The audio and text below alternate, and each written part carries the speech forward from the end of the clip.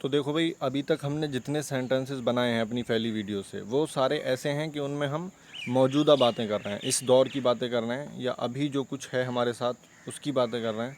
हम अपनी पुरानी बातें नहीं कर रहे हैं और हम अपने आने वाले कल की बातें नहीं कर रहे हैं। मिसाल के तौर पर मैं इस तरह के सेंटेंस तुमको बता चुका हूँ कि हमारा टेबल सफ़ेद है। तो हमारा टेबल सफ़ेद है यानी अभी इस टाइम में सफ़ेद है, आगे पता नहीं वो टेबल हम उसे काला कर दें, या पहले वो हरा था या क्या था। यानी हम माजी की बात नहीं कर रहे हैं, यानी पास्ट की, अपने भूतकाल की बात नहीं कर रहे हैं हम, और ना ही हम फ्यूचर की बात कर रहे हैं, है ना, अपने मुस्तकबिल की बात नहीं कर रहे हैं हम, ठीक है ना, भविष्य की बात कर रहे नहीं हम। तो भविष्य, मुस्तकबिल, फ्यूचर, ना इसकी बात कर रहे हैं, और ना पास्ट और अपना माजी या भूतकाल की बात नहीं कर रहे हैं हम कब की बात कर रहे हैं, हाल फ़िलहाल की बात कर रहे हैं, हाल की बात कर रहे हैं, यानी प्रेजेंट की बात कर रहे हैं, अभी जो कुछ है उसकी बात कर रहे हैं, वर्तमान की बात कर रहे हैं।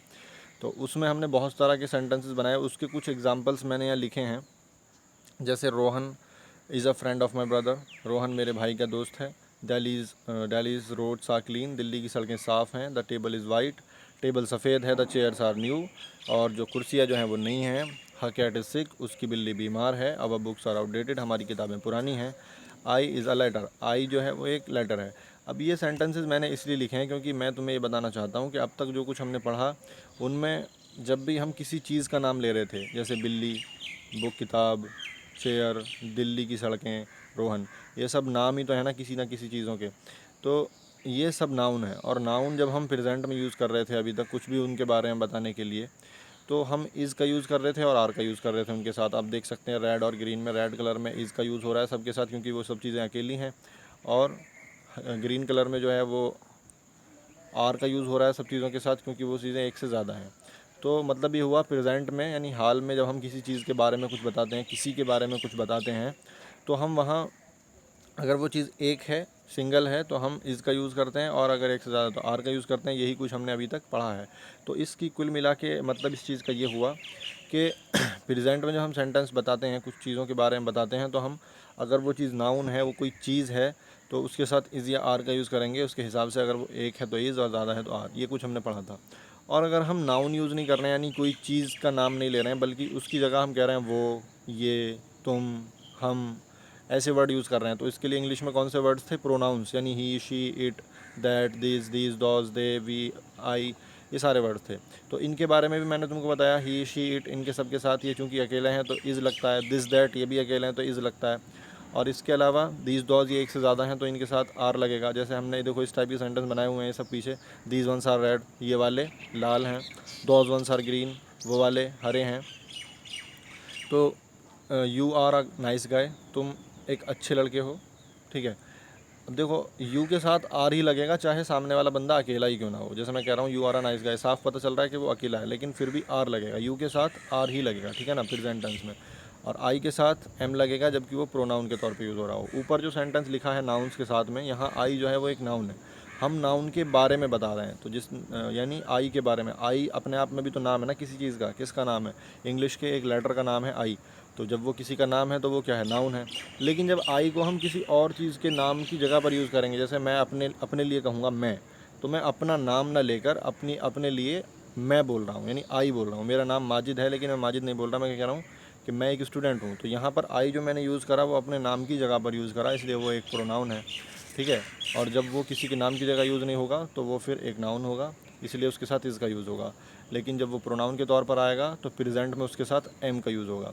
तो कुल मिला के बात ये हुई कि जब प्रोनाउंस होते हैं तो उनके साथ हम तीन चीज़ों का यूज़ करते हैं, इज़ का, एम का और आर का। इज़ का यूज़ सिंगल चीज़ों के साथ, एम का यूज़ अपने साथ यानी आई के साथ, और आर का यूज़ ज़्यादा लोगों के साथ। और याद रखो कि यू अगर अकेला भी हो तो उसके साथ भी आर ही का यूज़ करते हैं। तो कुल मिला के ये बात इतनी हुई कि ये वाला जो फॉर्मेट है ये अप्लाई होता है नाउन और प्रोनाउन दोनों पे प्रेजेंट टेंस में। टेंस वेंस की खैर मुझे अभी बात नहीं करनी है इतनी खास। नाउन,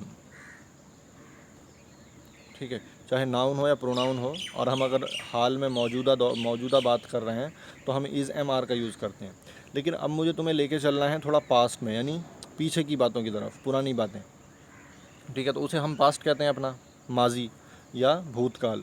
तो भूतकाल में हम चलते हैं। और उसमें देखते हैं कैसे सेंटेंसों को बोलना है। मैं देखो, अब मैंने कुछ एग्जांपल्स यहाँ लिखे हुए हैं।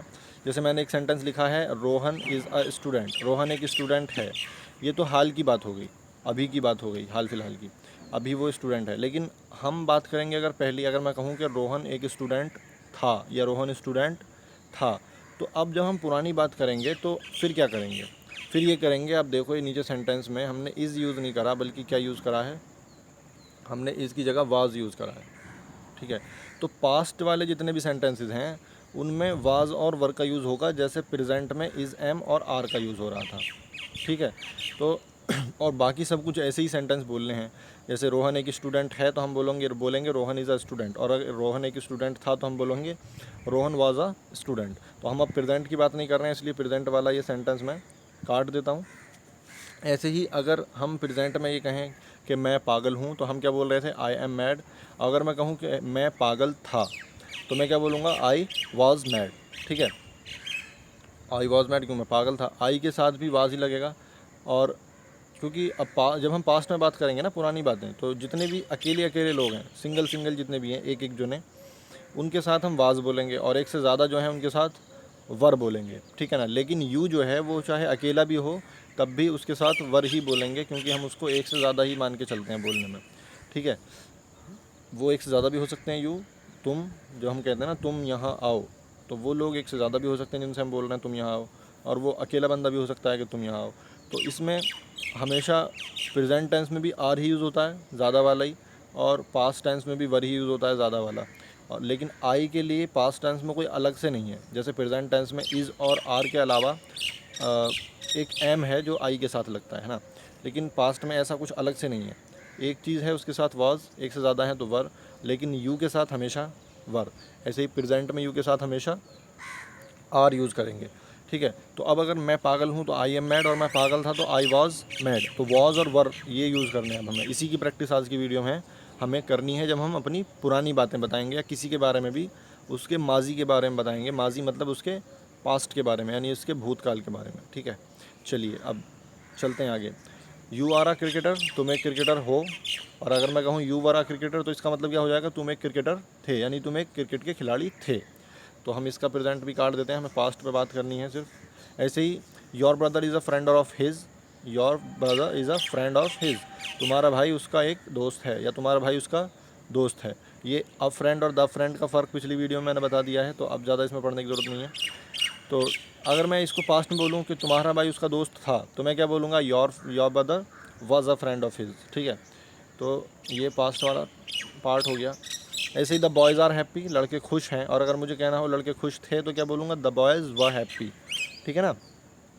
तो हमें सारा कुछ इसका क्या मतलब पता चला कि जब हम पास्ट की बात करेंगे तो नाउन और प्रोनाउन के साथ, या जो भी कुछ हम बोल रहे हैं उस चीज़ जिनके बारे में भी हम बता रहे हैं, वो चाहे नाउन हो या प्रोनाउन हो, उनके साथ वाज या वर लगाएंगे और आगे वो चीज़ें बोल देंगे जो हम उनके बारे में बोल रहे हैं, है ना।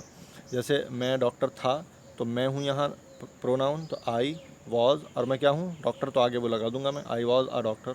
ठीक है, तो हमें क्या पता चला कि प्रेजेंट में तो हम इज़, एम और आर का यूज़ करेंगे, और पास्ट में वाज वर का यूज़ करेंगे। प्रेजेंट में इज़ और एम किसके साथ यूज़ हो रहा है, अकेले लोगों के साथ। इज़ सब अकेलों के साथ, और एम सिर्फ मेरे साथ, आई के मामले में। ठीक है ना। और पास्ट में सबके साथ क्या लगेगा, वाज। ऐसे ही आर कहाँ लगेगा, ज़्यादा लोगों के साथ प्रेजेंट में, और पास्ट में वर लगेगा। तो जब हम पुरानी बात करेंगे तो वर बोलेंगे, और अब की बात करेंगे तो आर बोलेंगे ज़्यादा लोगों के लिए। ठीक है, तो ये चीज़ें क्लियर हो गई होंगी। अब हम कुछ सेंटेंसेस लिख लेते हैं यहाँ, तो और अच्छे से क्लियर हो जाएगा। देखो, ये एक सेंटेंस मैंने लिखा हुआ है कि वो वाले पुराने थे। तो वो ये जो सब कुछ चीज़ें, ये तो मैं तुम्हें बता चुका हूँ, बस वाज वर चेंज हो रहे हैं इनमें, तो बस मुझे ज़्यादा समझाना नहीं है, वाज वर ही का यूज़ बताना था तुम्हें आज। तो वो वाले पुराने थे, तो हम कैसे कहते थे वो वालों को, दोज वंस, है ना। ये वाले दीज वंस, ये वाला दिस वन, वो वाला दैट वन। तो दोज वंस व ओल्ड, वो वाले पुराने थे। Those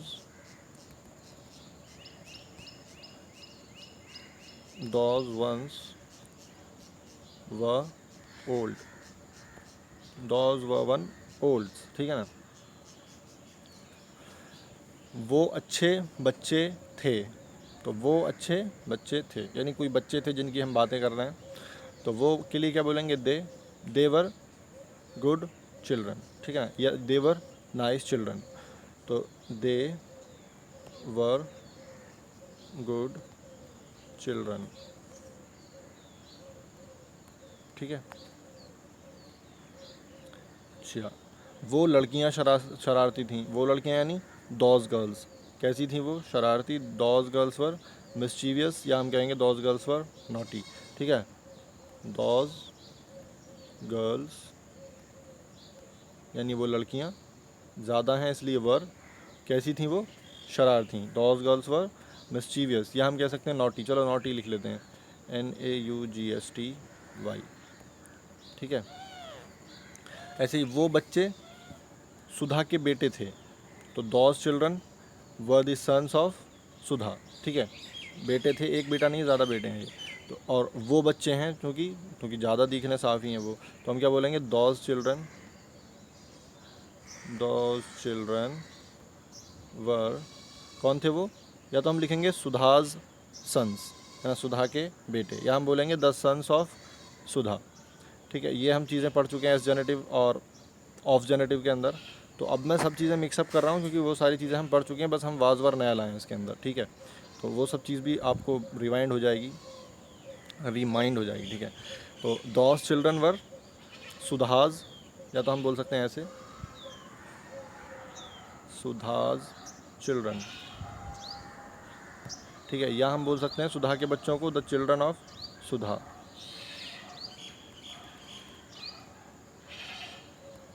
were the children of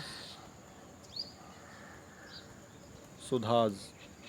ये अपोस्ट्रॉफी एस के साथ भी हो सकता है और बिना अपोस्ट्रॉफी एस के साथ भी हो सकता है, ठीक है।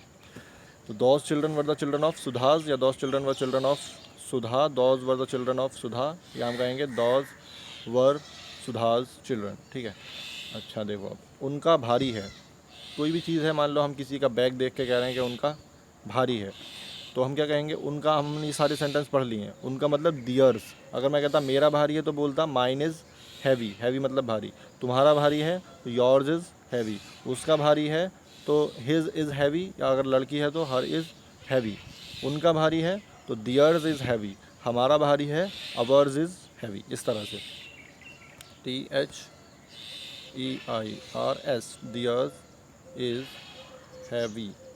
तो जिसने अभी my, mine, you, yours, our, ours, theirs, इन चीज़ों का फ़र्क नहीं देखा है तो वो पीछे वीडियोस देखें हमारी पॉजिटिव्स वाली, उसके बिना चीज़ें समझ नहीं आएंगी। तो पिछली वीडियो ज़रूर देखें, डायरेक्ट यहाँ से देखना ना शुरू करें जो लोग नए आए हों, ठीक है। पहली वीडियो से देखना शुरू कीजिएगा।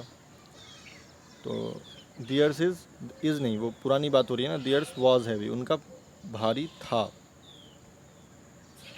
ठीक है। और हमारा हल्का था तो हम क्या बोलेंगे? Ours was light, ours was light, ठीक है। हल्का, हल्का, लाइट उजाले को भी कहते हैं और हल्के को भी बोलते हैं, ठीक है। अच्छा, ये क्या है? बाल्टी भरी हुई थी और टोकरी खाली थी। बाल्टी कैसी थी? भरी हुई। तो बाल्टी को क्या बोलते हैं? द बकेट वॉज फुल, ठीक है ना। बाल्टी तो भरी हुई थी। और टोकरी कैसी थी? खाली। टोकरी को कहते हैं basket, and basket was empty, empty मतलब खाली, ठीक है। तो हम क्या लिखेंगे? बाल्टी भरी हुई थी, the bucket was full, BUCKET, the bucket was full, and, और क्या था? टोकरी खाली थी, and the basket was empty, empty मतलब खाली, EMPTY, ठीक है। ये इतना स्पेस क्यों है यहाँ? ठीक है भाई, चलिए आगे। गुनबारा, गुनबारा नहीं गुब्बारा, ये मैं गलत लिख दिया मैंने। गुब्बारा पीला था, तो गुब्बारा मतलब बलून, ठीक है ना। तो BALOON, बलून वॉज येलो, ठीक है। वो हमारे पड़ोसी थे, तो those were our neighbour, NEIGHOUBR, ठीक है। नेबर। अब ये जो नीचे सेंटेंसेस हैं ये मैंने बस कुछ छोड़ दिए हैं ऐसे ही, मेरे ख्याल से इतना काफ़ी है आपकी इस प्रैक्टिस के लिए। तो आप इस तरह के और सेंटेंसेस पास्ट में बोलिएगा, या जो हमने सेंटेंस पिछले वीडियो में प्रैक्टिस किए हैं बोलने का, लिखने का, उन्हीं सेंटेंसों को आप पास्ट में बोलने की कोशिश करो अगर आपने नोट किए हों।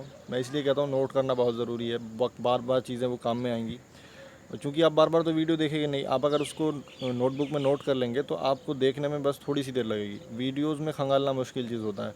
तो आपको जिस चीज़ का भी यूज़ बताया जा रहा है उस चीज़ के एग्जाम्पल्स एक दो, और जो भी आपको लगे कि मैं लिख लूँ तो मुझे बात याद रहेगी, जिस तरह से भी अपनी भाषा में उसे लिखो लिखो और उसको याद रखो। तो बस आज वाज़वर बताना था। वैसे मैंने कल की वीडियो में कहा था कि मैं क्या नाम है, डिटर्मिनर्स का कुछ आगे का पार्ट बताऊंगा, लेकिन मुझे उसके लिए जो चीज़ें चाहिए, जो चीज़ समझानी है, वो एग्जांपल्स जो बोलने के लिए चाहिए, उनको बोलने से पहले मुझे ख्याल आया कि मैं थोड़ा सा कुछ और तरह की सेंटेंस बोलूं ताकि उन डिटर्मिनर्स को और अच्छे तरीके से समझा सकूं। वो एग्जांपल मुझे जो बोलने को मिल रहे थे वो सारी चीज़ें ऐसी थी जो तुम्हें अभी पढ़ाई नहीं थी, तो मैंने सोचा उस डिटर्मिनर्स के पार्ट को रोकते हैं, पहले कुछ अलग तरह के सेंटेंसेस पढ़ लेते हैं, उसके बाद उनके पास वापस आएंगे तो वो चीज़ अच्छे से समझ में आएगी।